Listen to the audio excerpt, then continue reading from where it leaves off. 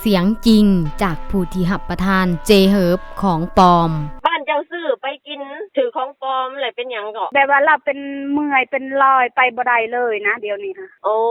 แต่ก่อนนั้น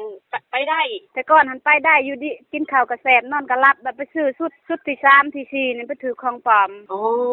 โดยแล้วก็เลยย่านถือของปลอมอีกบ่นี่ฮะเดี๋ยวนี้หันเขาอยู่หันไม่น้องเดี๋ยวนี้ฮะโดยมันเป็นแพงสีเขียวแล้วว่าอยู่หันไม่น้องนั่น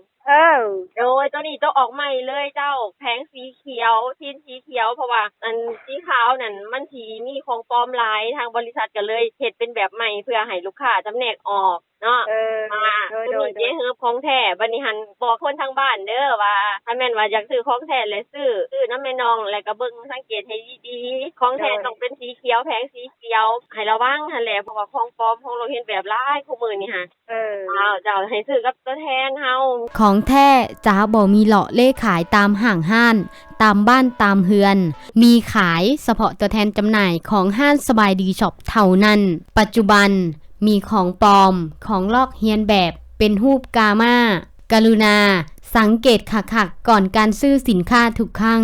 สอบถามข้อมูลเพิ่มเติมได้ที่เบอร์020 9627 9944 หรือ 020 9985 3888